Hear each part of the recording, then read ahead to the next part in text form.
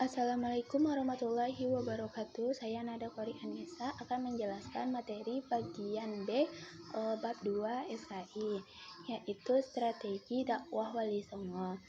Yang pertama, Maulana Malik Ibrahim. Pada awalnya Maulana Malik Ibrahim menggunakan pendekatan kekeluargaan yang berupa menawarkan putrinya untuk diperisti Raja Majapahit. Ternyata upaya ini tidak berhasil karena belum sampai di kerajaan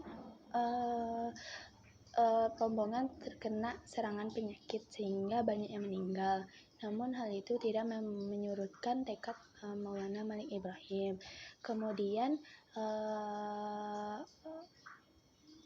pendekatan yang kedua yaitu melalui jalur pendidikan dengan mendirikan pesantren.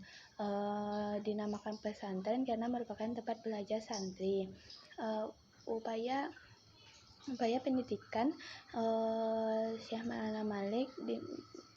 Maulana Malik Ibrahim dimaksudkan untuk menampung dan menjawab permasalahan sosial beserta agama. Yang kedua, Sunan Ampel, Raden Rahmatullah. Dalam awal misinya dakwah, Sunan Ampel membangun pesantren di Ampel Denta dekat Surabaya.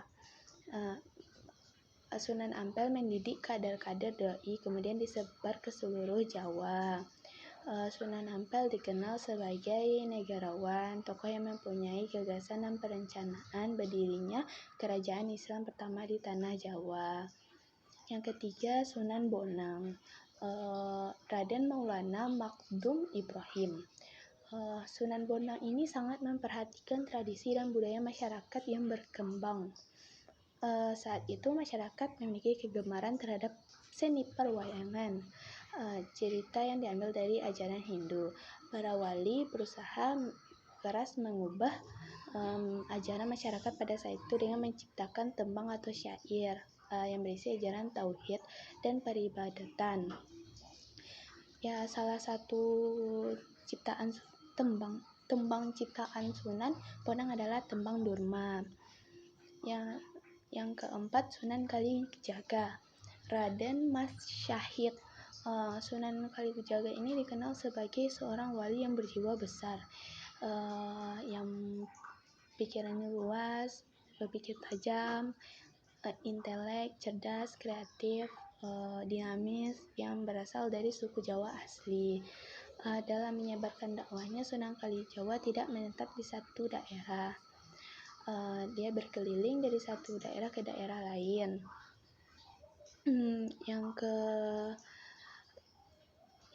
kelima, Sunan Giri, Raden Ainul Yakin. Sunan Giri mendirikan pesantren di daerah Giri sebagai basis dalam menyebarkan dakwah Islam. Mayoritas santri yang diasuhnya dari golongan yang tidak mampu. Dari pesantren milik Sunan Giri ini lahir dai-dai, kemudian menyebarkan agama ke luar Pulau Jawa. Sunan Giri terkenal sebagai pendidik yang mampu menerapkan metode permainan yang bersifat agamis. Contoh karya-karyanya berupa permainan tembang. Anak-anak diantaranya gula ganti, jamuran, jelungan, cubrak suweng. 6. Sunan Derajat, Raden Qasim, melaksanakan dakwah dengan membuat pusat belajar agama Islam di Lawang dan Sedayu, Pedukuhan. Dalam bidang kesenian, beliau mengubah tembang Jawa Macapat Pangkur dan juga memainkan wayang sebagai dalang. Yang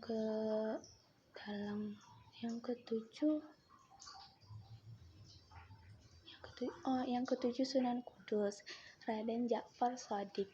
Sunan Kudus menjadi salah satu dari para wali yang merasakan pengalaman belajar di Baitul Maqdis, Palestina. Ia berjasa memberatkan penyakit yang banyak menelan korban.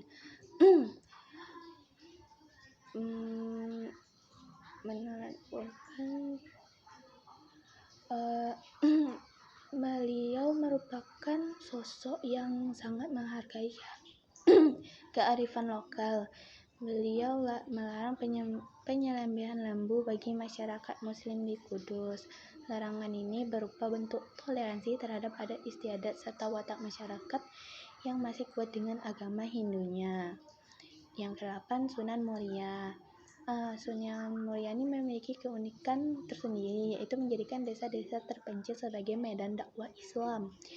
Sunan Muria ini dikenal sebagai wali yang gemar menyendiri, bertempat tinggal di desa terpencil dan bergaul dengan rakyat. Kebanyakan Sunan Muria memberikan pengajaran kepada masyarakat di sekitar Gunung Muria dengan mengadakan kursus-kursus bagi para pedagang, nelayan ataupun masyarakat kecil.